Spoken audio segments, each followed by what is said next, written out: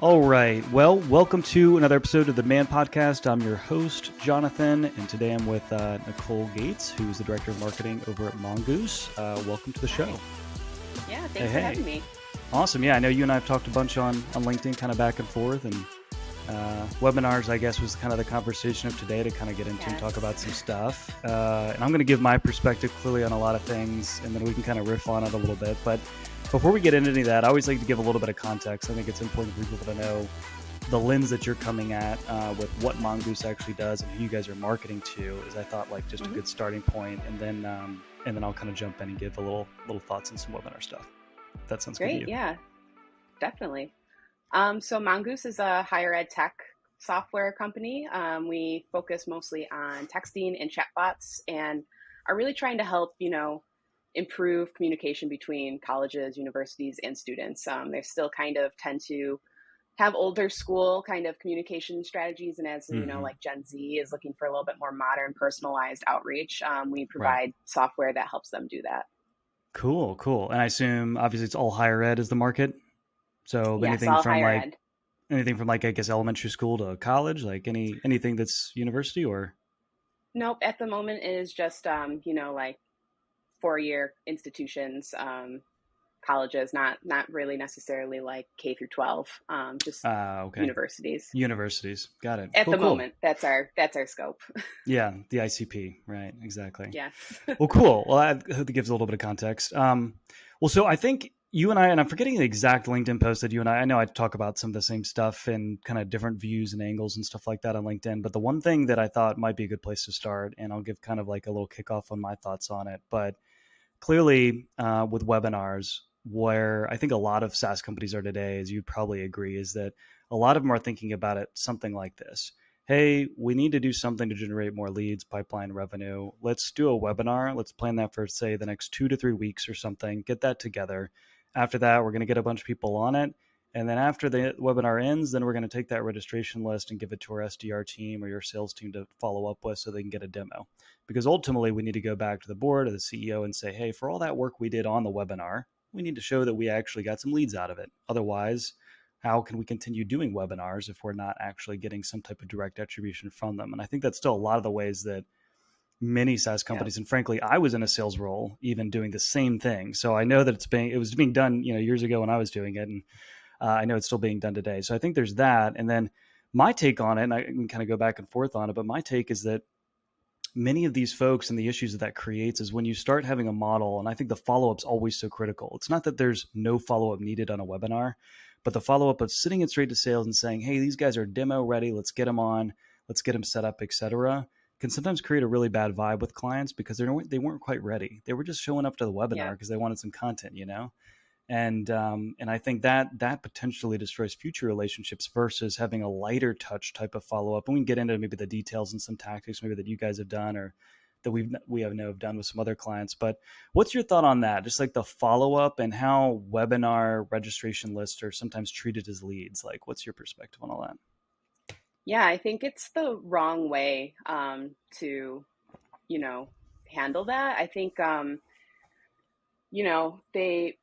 that's why webinars get such a bad rep, I think, because people are like, oh, if I sign up for this webinar, I know I'm just going to get thrown into sales and then I'm going to be in this nurture sequence of some sort. And I'm not going to, you get a bad taste for that brand later. And then if another webinar comes up in a month or two that is relevant and is a topic that you're interested in, you're less likely to kind of register for that because you know the game plan and that you're going to get hounded by the SDR team afterwards. And I think because companies use that approach, they're missing out on kind of a gold mine to not only create community, to nurture your ICP, but also to get real life feedback and valuable content directly from your ICP or target audience that you're going after.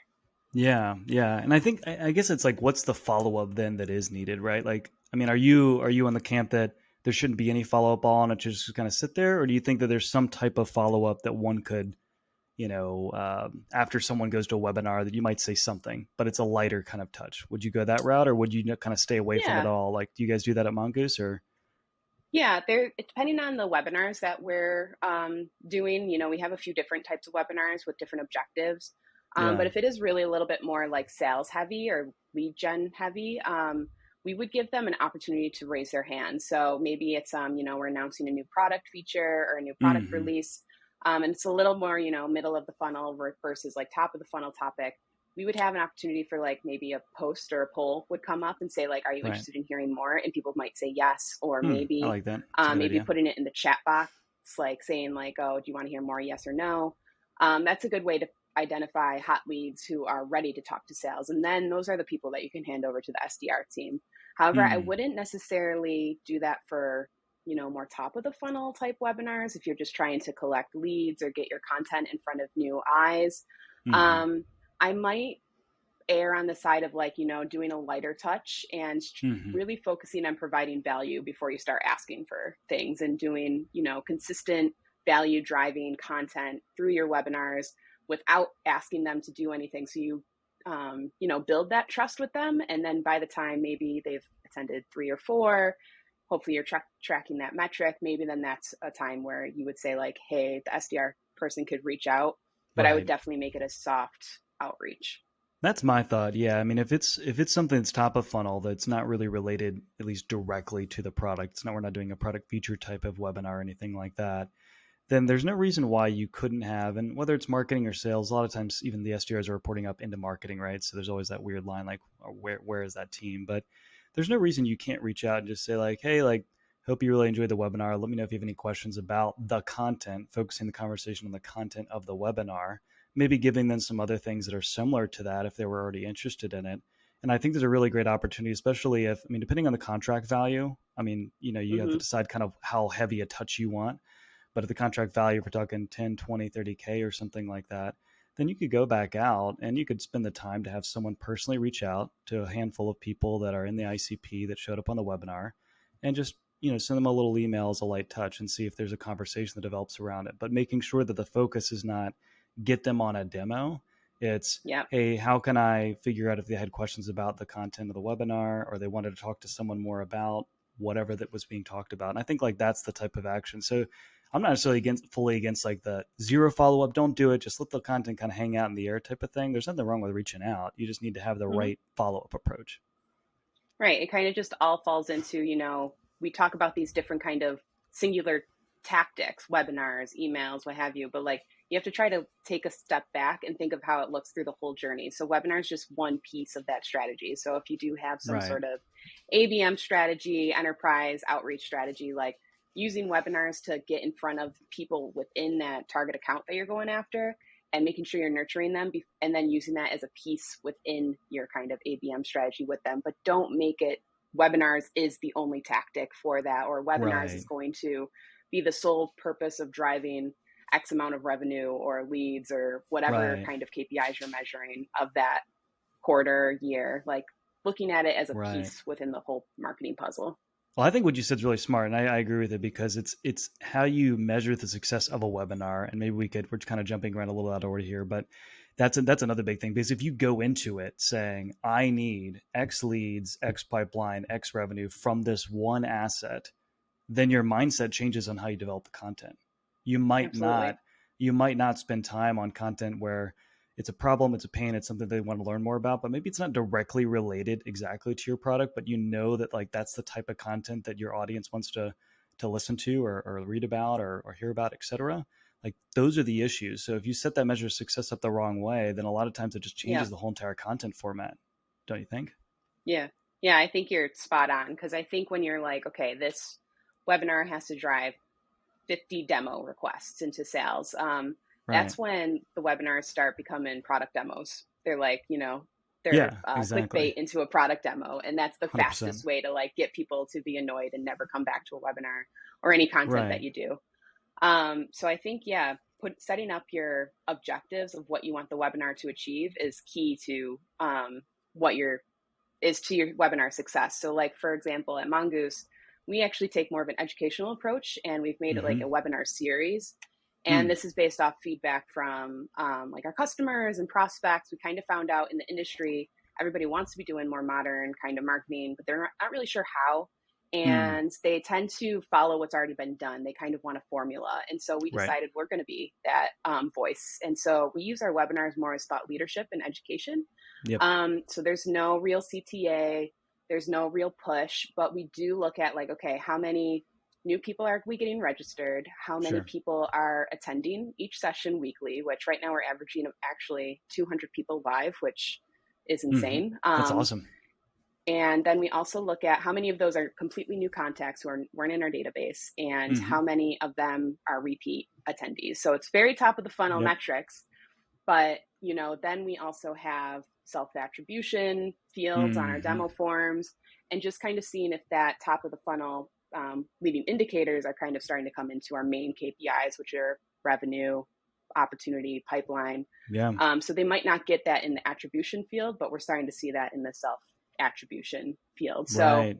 Right. making sure that you have that strategic objective and what you're trying to get out of it, and not only focusing as Hmm. like webinar needs to drive demo requests. There's a lot I, more that I webinars can like do. that. I like that. I'd add probably two things too that I know we've done in the past too, where we're looking at, just pure like how many people consume the content in general. And I think this will lead into Mm-hmm. distribution a little bit in that conversation.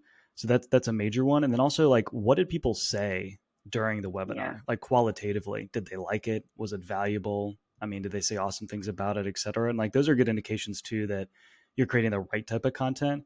And maybe they don't translate directly into perfect things that can be put into a spreadsheet, but there's still like those little points where okay, cool, so we're doing the right things. Right. We're ultimately creating content that people like, and you can see that in the feed. You can see that Yeah. on the live sessions.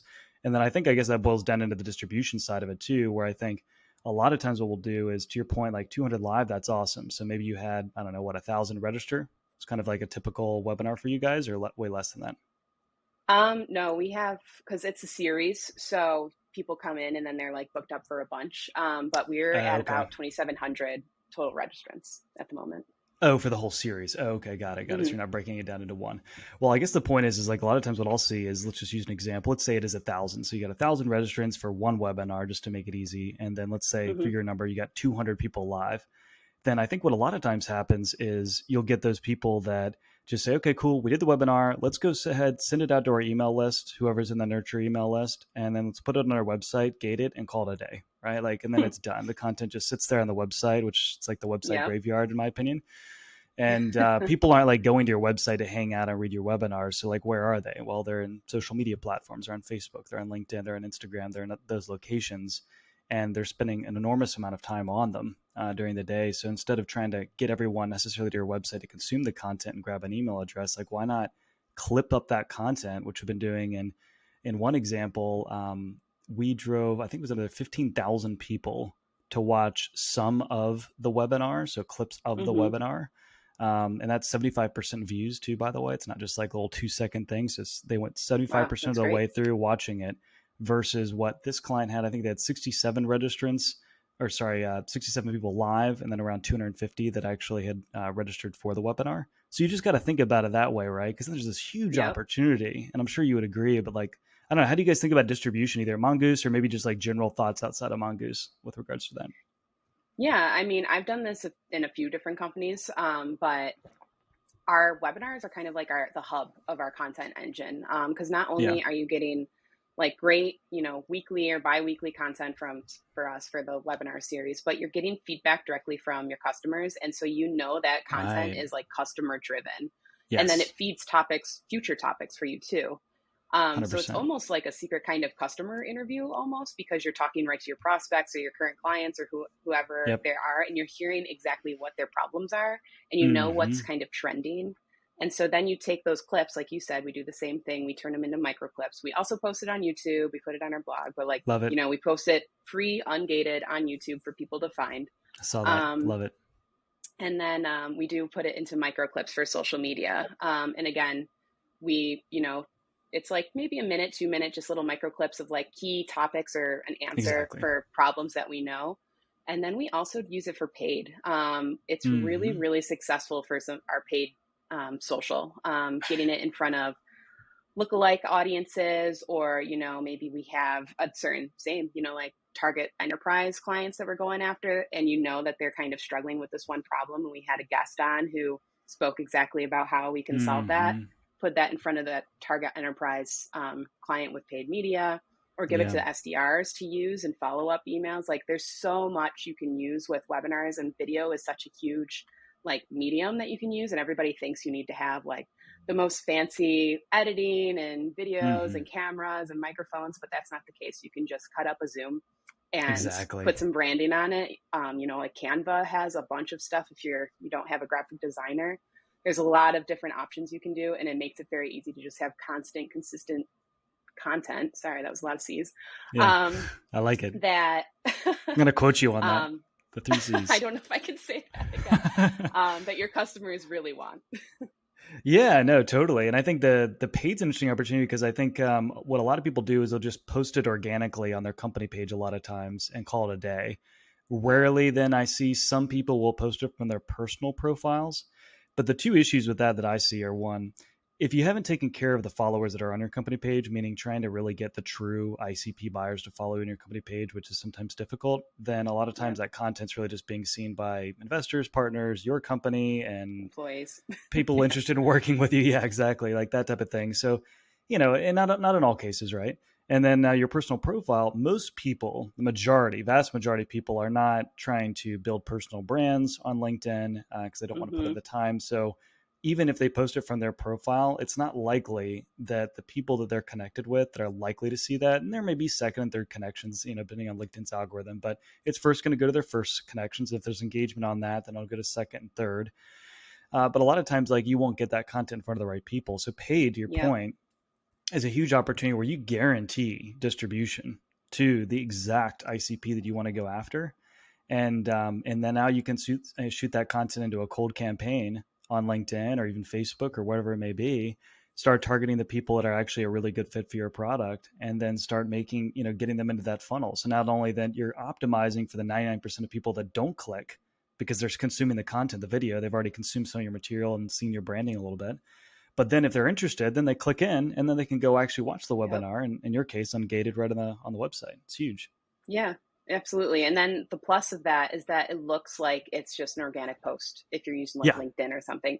It's not like some landing page image that's like, click here to download our ebook. Like people don't even probably realize that it might be sponsored. So you get better engagement because it looks just like a normal social media post. That's a good point, and I struggle with this a lot with a lot of our clients because a lot of them want that kind of like very modern, sophisticated, like just B2B SaaS ad, because it just looks professional and clean. But there's something about, actually, we've been trying to get some people to do it a little bit more. But, well, first of all, with the clip, to stay with that, nice headline at the top, some subtitles, kind of looks like it's a clip from a podcast, 2 people talking side by side, no intro, no crazy intro with like bubbles and all those colors flying around, just like 2 people talking, right?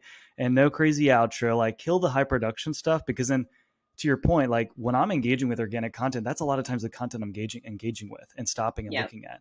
So if you just kind of disguise your ads a little bit more as organic content, I think that's a really interesting way to think about it. Then automatically now you've got way more engagement, CTRs through the roof, your CPC's hopefully going down. And then obviously, ideally, you got more leads, pipeline, people that are coming into your funnel because now they understand what you guys do and they've, consumed a lot of your content, et cetera. Yep, absolutely. Yep, exactly. There's so much that like you can do with webinars if that's like the tactic you want to go for, or the main strategic, initiative.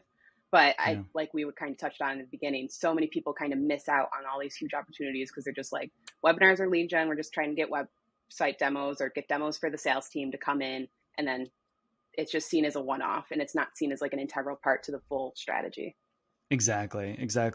Are you guys doing anything like, I don't know, just like kind of different, crazy, that's like out of the norm from like a webinar perspective, or anything that's like not the typical webinar that you're always on, that you'd say, like anything that people should maybe try? Or I don't know if you guys like test out different ways to start the webinar, different questions, polls, things that you do in it, like anything like that you guys are messing around with? Yeah, we test a few things. So one thing that I think is different than how most people approach webinars is we don't have a PowerPoint. And we encourage everyone to have their cameras on. Some people do, some people don't. The more we have done it, the more people are putting their cameras on and feel a little bit more vocal. But it feels a little bit more like a community, and like it's like an AMA almost style webinar versus like no one wants to see like a little head and then the big PowerPoint we're going through, some like script. We like it to be a little bit more ad hoc, kind of like how these podcasts are, but just with more people and they can ask live questions. Exactly. So we do usually kind of have like two co-hosts who go together, and we'll try a bunch of different topics. We'll survey our registrants. We send out surveys probably like every 3 months, kind of Mm-hmm. asking what they want to hear, what they like, what they don't. But then we look at ways how we can get them more engaged and feel, because now we're trying to see like, how can we build this into like an actual community, because there's a lot of traction with it. People are joining a lot of them. So we're like, how do we feel them more a part of the webinar? So it feels like a piece of them, like a piece that they've contributed to. Right, And right. so we're playing with, we've done, some sweepstakes, some games, some quizzes. We've tried doing, like right now, we're asking schools to actually send in like their pennants, their school pennants, to help us decorate our webinar room or our podcast room. So then I in the like that. background, like people get, super excited that they're seeing their school or their brand or whatever you have, whoever's your ICP. You can even Yeah, maybe have your customers on there if you want to give them a little shout out. right. That's a fun way to get everyone engaged. But then another tactic that we're talking about is getting clients on to talk about their success stories and turning that Love that one. into That's a good one. Yeah. testimonials, case studies in a much more natural fashion. And then our clients feel like they're super special because they're coming on, they're getting awareness, they're getting some branding for free, nothing. It's just kind of a part of being a loyal customer for us. And Yep. then that's great client success content that we can use for our paid media. Exactly, because everyone wants context around some of these things, and I think we all use like testimonials and quotes and all things like that, but they're sometimes a little bit out of context. So in a video, you get so much more ability to say, "All right, tell me like where you guys were before," and hopefully that where you were before resonates with a Yeah. ton of other people in your ICP. They're like, oh, okay, well, I'm kind of there too, so now I immediately feel a little bit more relatable to what's going on, and then they talk about their journey of moving into Mongoose and what that looked like. And then that gives the people the idea, okay, like, so this is how I might do it, because that's half the battle. I feel like with most any types of marketing initiative in general, it's like, how do we align with where they are today and make sure that like we can actually resonate with that, and then show them the path of where they're going to go, and in the most few words possible, which is difficult. But I think to your point, like that's a huge thing. And I love the other point you mentioned too, no PowerPoints, which is great, because then if there's no PowerPoint, then that's also less work, right? PowerPoints take a lot of time. You Yes. might want to format it. You want to put a theme on it. You argue about it. It goes to your copywriter, your graphic designer, your CEO has to look at it, the janitor. Everyone's looking at this Yeah. PowerPoint because they want to make sure it looks perfect.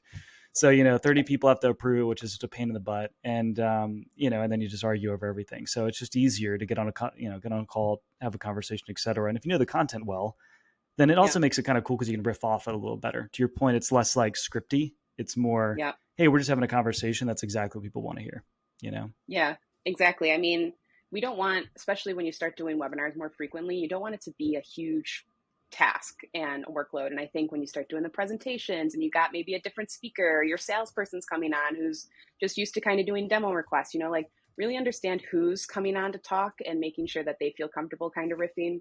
We Right. do kind of have more like of a subject matter expert speaking who's not on sales.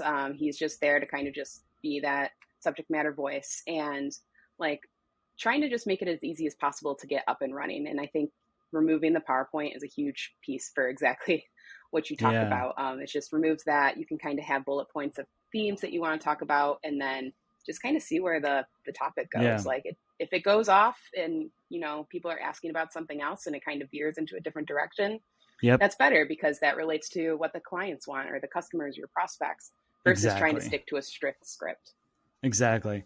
So I want to move back to something that we mentioned before, but so we talked about like gating a little bit, but why not gate the webinars on your website? Have you guys always decided to have an ungating strategy, or has that been like argued with your CEO a little bit to an extent, or like what's your thought on that? Because I think it's a tough one, because you probably see it too, Yeah. right? I mean, most people, it's webinar, gated form, and then you can watch the content. So you don't see too often where you can just click the play button. I'm like almost like surprised. Oh wow, I don't need to do anything. I can just access the content.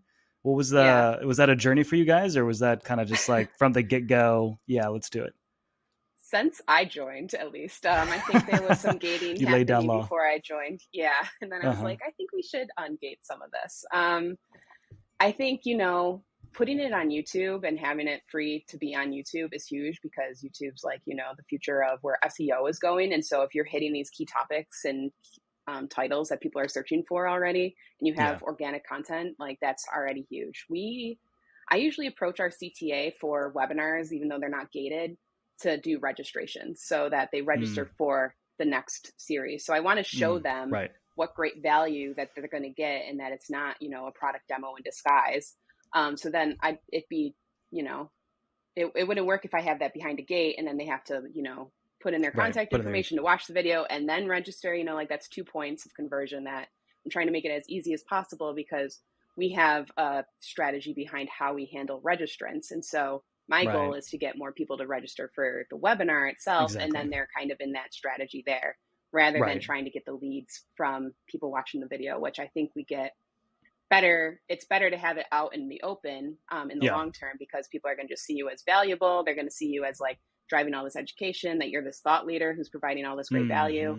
And then they're going to be more inclined to, maybe connect with you. Or if your SDR does reach out to them, they're going to be like, oh, I kind of recognize you because I've seen all these videos and it's great. So I'm more inclined to have this conversation, versus if Exactly. everything's gated and hidden and no one really knows what you provide.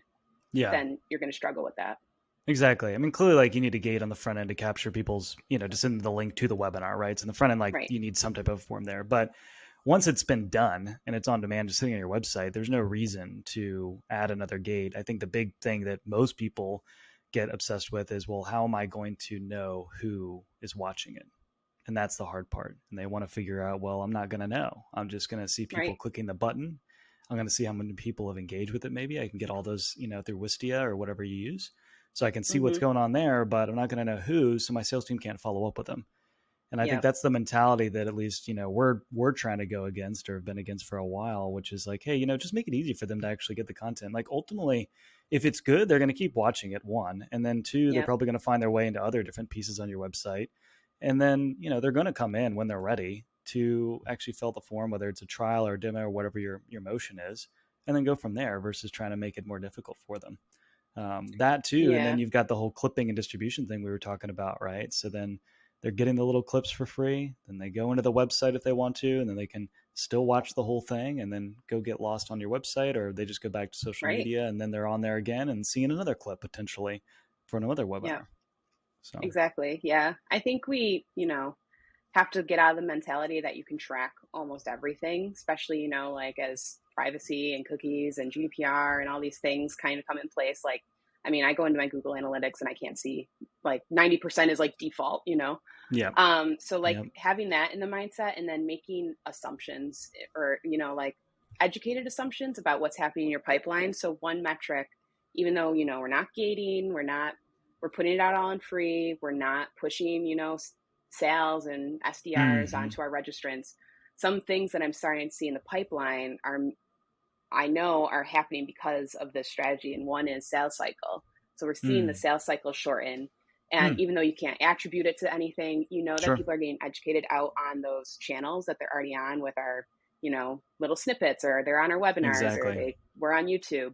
And so now we're starting to see like our sales cycle shorten by like 2 to 3 months. Oh man, that's huge. And most marketers would say, well, I can't do anything past the lead, right? Like once it's a lead, I can't do anything. But man, there's so much you can do. Like there still is. Like granted, yeah, you need the sales team to follow up on leads, and you need them to convert ops and stuff like that, and do a good job following through. But the same token, like if you've got someone that's really like heavily educated, sold on what you do, really knows everything about it, you might have handled a lot of those objections on the front end and gotten them a lot further down the path, so that when they do start talking to sales, they're like, yeah, I'm kind of basically sold. I just wanted, they may have like a specific weird situation for their case. And then they need to kind of talk about that, but that's it. And then they're like, they're done, so there's a huge amount that can be done. We see that too, as well. I mean, when you've got really, really good content that's being, of course, this is not something that happens in the first month, right? And I'm sure you'd agree with this. It's something that happens over months. You don't just launch a webinar and say, well, what happened? Like, it didn't work. Like, what's Where's all the this deal? revenue?